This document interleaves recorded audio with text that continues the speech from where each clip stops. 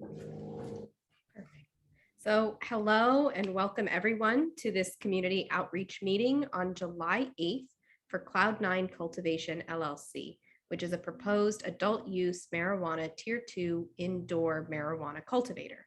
The cultivator is proposed to be located at R.W. Moore Drive, Lot 6E, Orange, Massachusetts, zip code 01364. We have with us today attorney Quinn Heath as representative of Cloud9 Cultivation. We also have with us Dijon Rice from Cloud9 Cultivation. The meeting today will open with a presentation on the proposed establishment, followed by an opportunity for community engagement and questions. We ask that you hold all questions until the end of the presentation, at which point I will open up the floor to everyone. And I will turn the presentation over to Quinn to discuss the proposal. Thank you, Dana. So I'm going to be covering 5 topics that we're legally required to cover at this meeting. And then after that, we'll move into a public comment and question section. So to start with, the first topic is the type of marijuana establishment to be located at the proposed address. So as Dana stated, this is going to be a tier 2 indoor cultivator, and that's going to be located on R.W. Moore Drive in Orange, Massachusetts. So as it's kind of clear by the name, a tier 2 cultivator allows for the licensee to grow marijuana product, which then is either sold to a retail store to be sold directly to consumers, or it's sold to a manufacturer for further processing before it's sold to consumers. This would be an indoor cultivation operation, which means it wouldn't take place as a traditional farm does outside. It would all be taking place in an insular enclosed building with some security features and odor control features that I'm going to talk about in a bit. This is a tier 2 cultivation operation, which means that it's one of the smaller scale projects that you can have licensed in the state of Massachusetts. There's a total of 11 cultivation tiers that allow for cultivation of up to 100,000 square feet on a single piece of property. This tier 2 license would only allow for up to 20,000 square feet of canopy to be cultivated. So it's a relatively small project. So that brings us to the second topic to be covered tonight, which is information adequate to demonstrate that the location will be maintained securely. As a part of the licensure process, Cloud9 Cultivation has to develop a pretty comprehensive security plan that meets a series of strict regulatory requirements imposed by the State Cannabis Control Commission.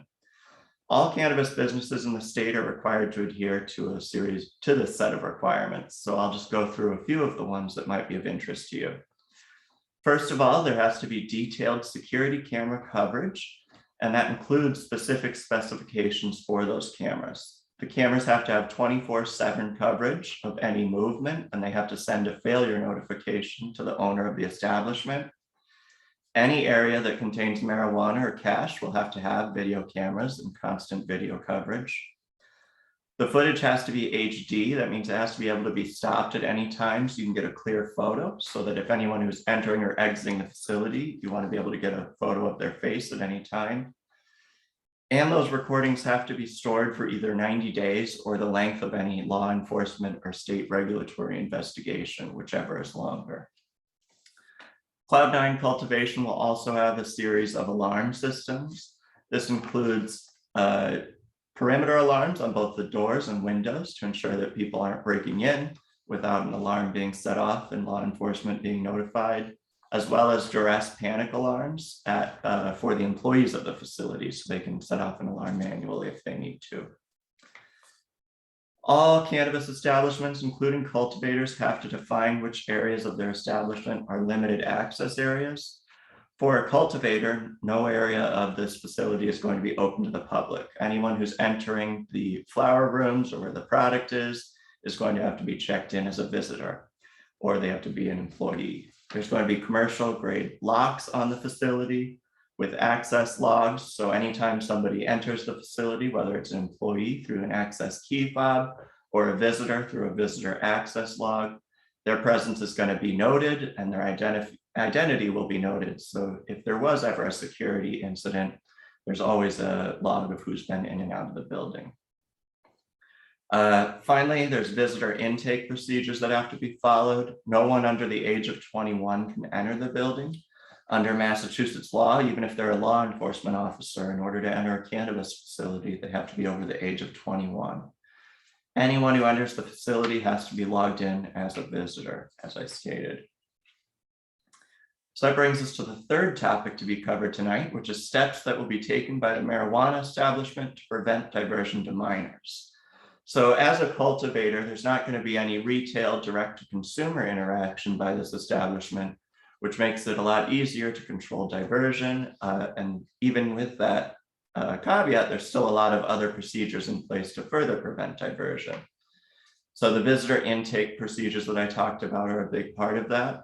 But in addition to the visitor intake procedures, every cannabis cultivator is required to use what's called the seed to sale system. And that tracks every marijuana plant from the time it's 6 inches tall until it reaches a consumer.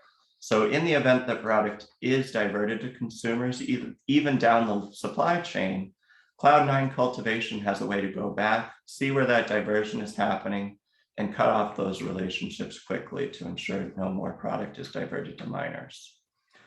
But as I said, this is a closed facility. It's only accessible for people who are 21 plus, and it's highly secure. So it's unlikely that diversion is going to be taking place directly from this facility to minors. That brings us to the fourth topic to be covered, which is a plan by the marijuana establishment to positively impact the community. And that's in reference to the state positive impact plan. Every cannabis licensee in the state is required to develop a plan to positively impact groups that have been disproportionately harmed by the war on drugs in the past. The way that the state requires that licensees implement that plan is they require that the licensee target one of 5 groups. That includes 29 specific geographic areas of disproportionate impact that the state has studied and found have been disproportionately impacted by the war on drugs. It includes people who are participating in the equity programs with the State Cannabis Control Commission. It also includes people who have a criminal record for possession of marijuana, which is decriminalized and no longer a crime. It also includes their spouses and families of those groups that I just discussed. Cloud9 Cultivation is still finalizing the positive impact plan, but is open for any ideas that you have on how Cloud9 Cultivation can positively impact those groups.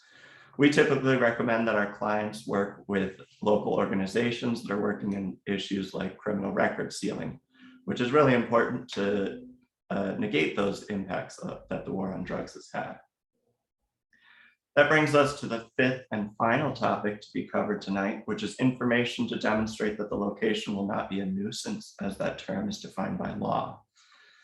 So having a cannabis license doesn't give you any special license under Massachusetts law to be a nuisance. In the event that this entity was being a nuisance, there's local law that you can use to enforce odor control, or local nuisance law that you can use to bring an action in a court of law.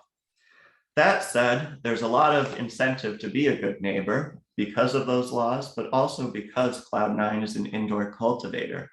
What that means is that Cloud9 is producing a highly valuable crop that has to pass through rigorous testing protocols.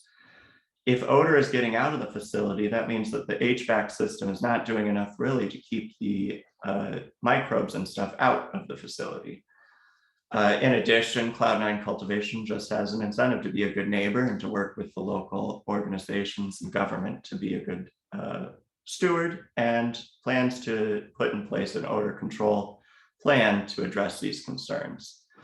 The exact odor control mechanisms differ a lot from facility to facility, but they really center around making sure that there's a negative air pressure, which means that air doesn't rush out of the building every time the doors are opened, and also ensuring that any air that is entering or leaving the facility is highly filtered to avoid any kind of microbes that would lead to a negative test result.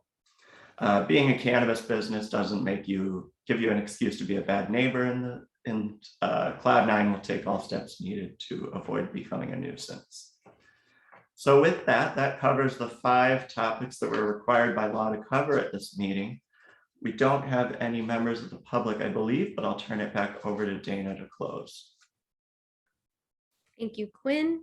There are no members of the public present at this meeting.